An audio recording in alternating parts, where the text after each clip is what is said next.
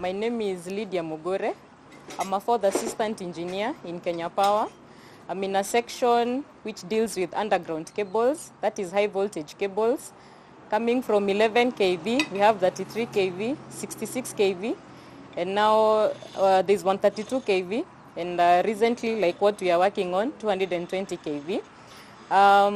The point where we are is around Langata area, next to the southern bypass.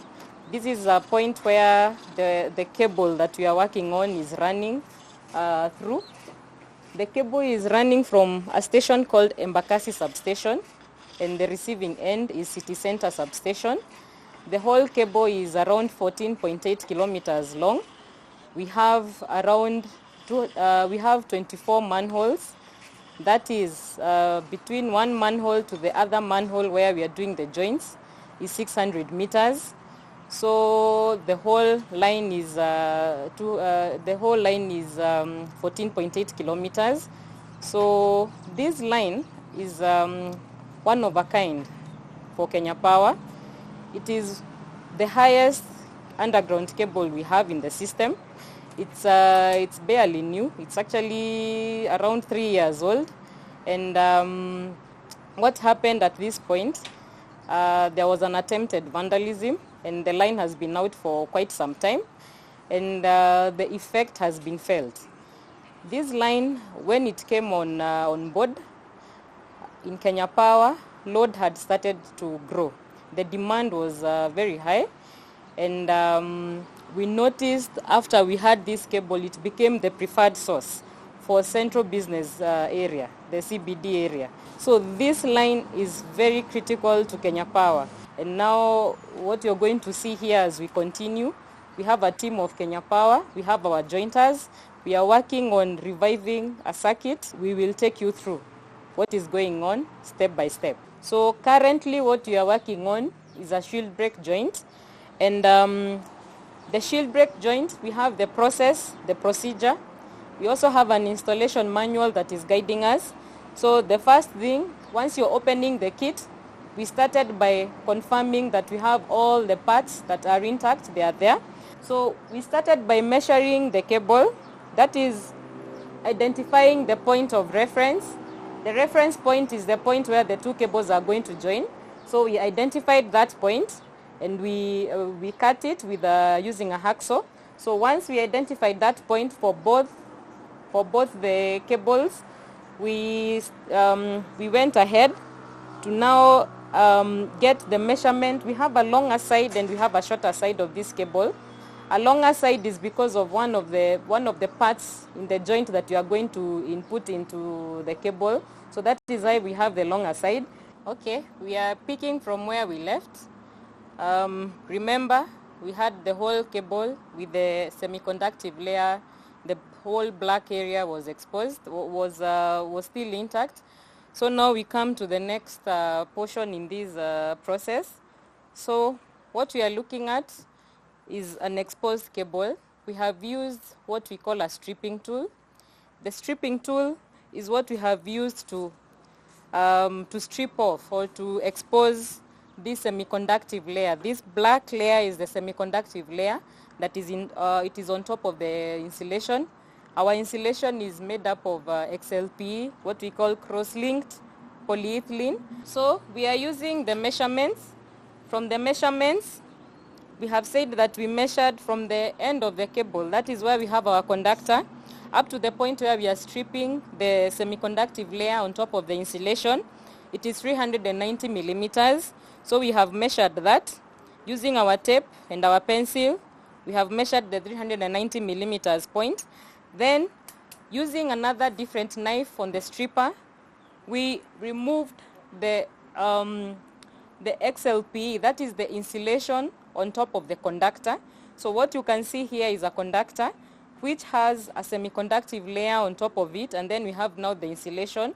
So we removed another 130 millimeters, which we measured, and we cut it off. So we have done that on both sides of the cable. So where we have our part B of the cable and our part A of the cable, we have done the 390 millimeters for the XLPE exposure. Then we have done 130 millimeters. So this is the point where we are going to have our connector. This is now the most important point where we bring in the connector. So we will connect both parts of this conductor, and that is what is going to connect the two parts of the cable. That is part B and part A. As you can see, part B is partly shorter than part A. Part A is a bit more exposed, and the reason for this is because there is a part of this joint that is very long. So this part is exposed so that it can be able to factor in that. We also have this wrapper. We call it a wrapper. This wrapper is just meant to cover the cable. Anytime that you're working and you're stopping, you have to cover the cable because, as you can see, the weather, it might start raining anytime soon. This is the most critical point where you don't want the cable to have moisture. That is water. You don't want water to get in the cable. That water, what happens, if you have moisture ingress in this cable at any point, that air that is left there, the moisture or the air, is going to be ionized. And with time, it starts creating like a path. Remember this cable, this we are saying is the conductor. So this is the point where current is, the current moves in the conductor. Then you have the insulator. And then now you have this conductive point. This acts as the earthing point, and this is the high potential. This is where our current is, and this is where our earthing is. Just the same way you have a high potential, low potential, you have a return path. So this is our return path. So what happens, you have to maintain these measurements. These are the minimum measurements that you're given, because this is an insulating portion, this is a conductive portion, and this is also a conductive portion. So these are two different points of potential. And when you have anything that is going to create a gap, it's going to bridge the gap between this high potential and the low potential, then you're going to have a short. So cleanliness is very essential. Protection of the cable from moisture is also very essential. So that is why you see us wrapping the cable when we are not working on it. So when we come back later, what will be happening, we are going to have a connector. We are going to connect these cables, but before we do that, we have to ensure that this point is very smooth. The stripping tool that we have used creates some edges on top of the insulation, the XLPE insulation.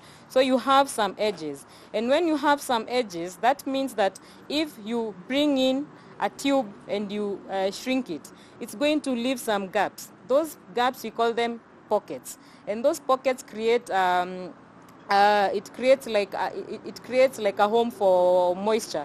That is the air pockets. Those air pockets are unwanted, because the moment you trap in air in this XLPE, in this insulation, or in this joint, the air becomes ionized with time, because every time that you're having current moving along, there's something that we call inductance. We have some circulating currents, and with time, that air is going to be ionized, and when it is ionized, it's going to start creating a route for us to bridge that gap between the high potential and the low potential. So this portion of the insulation is supposed to be very smooth. We are going to smoothen it out to even all the portions, so that we can be able to have a very smooth surface, so that when we are bringing in our next part, which is the silicone body and also the other tubes, we want to ensure that there is no pocket, that we are leaving no space for air to be trapped inside the joint. So that is what will happen as we continue. So the next process at this point, where we have the semicon, this is the semicon cut area and the insulation. At this point, you want to have a very smooth transition. So there is something that we are going to do around 30 millimeters. From the highest point up to the lowest point, we want 30 millimeters to have something that we call penciling. Penciling is ensuring that we don't have any gap, we don't have a sharp edge between the semiconductive layer and the insulation. So we are going to smoothen this point and have like a form of a pencil-like shape that is going to ensure that there's a very smooth transition between this point to this point of the insulation.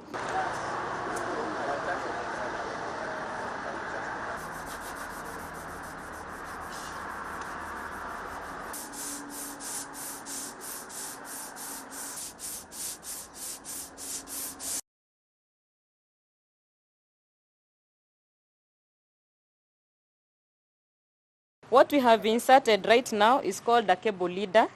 A cable leader, as you can see, it is conical in shape.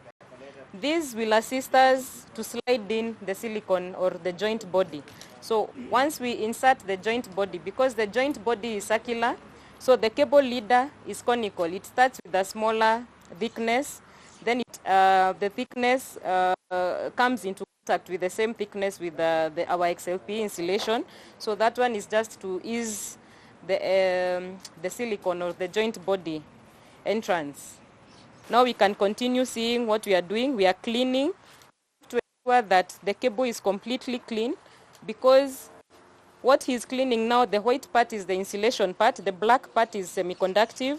So we are going to use spirit, that is methylated spirit.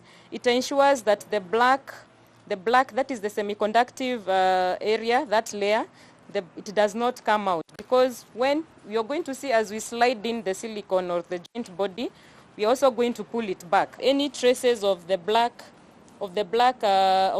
layer coming into the white layer, because we said this is a conductive part, this is also a conductive part.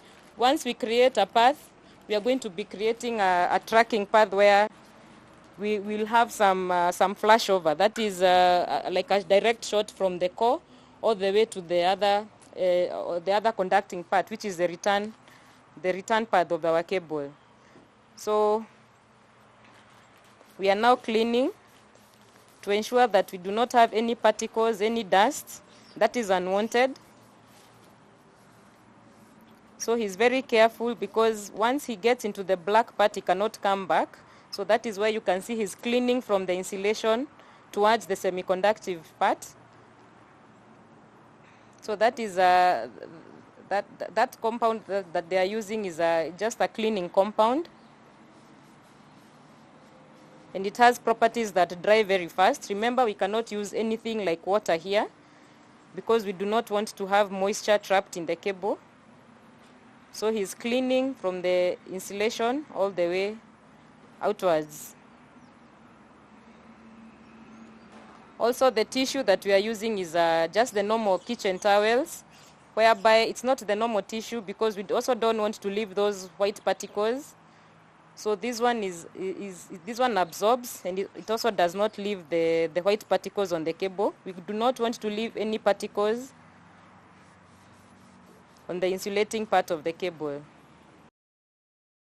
We are now using methylated spirit. It has some properties that ensure that that black soot from the semiconductive layer is left intact. So you are going to capture that.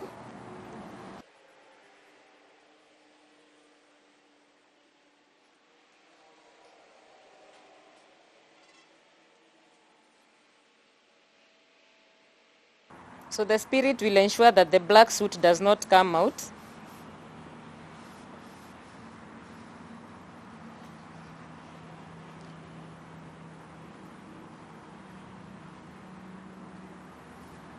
As you will notice, it's not coming out.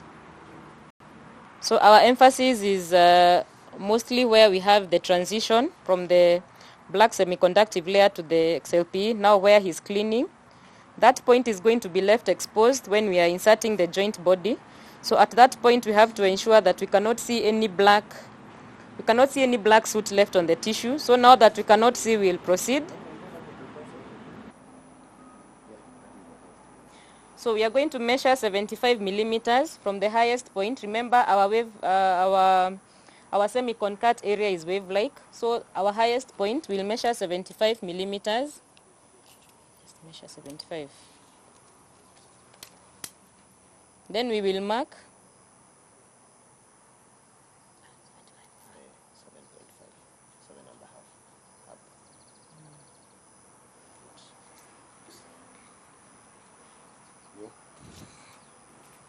So 75 millimeters, we are going to leave that area. That is from the highest point of the cut.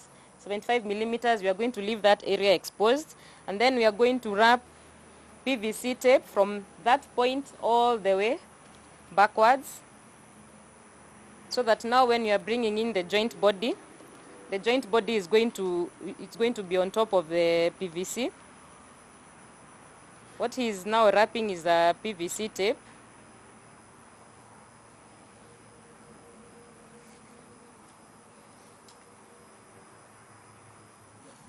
Remember, as he does the taping, he ensures that there is such a good overlap that it does not leave any black layer exposed, and especially on the lower side, which cannot be seen.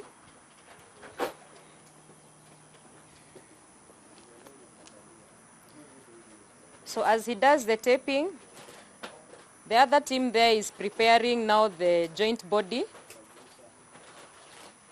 They are exposing the joint body now, and they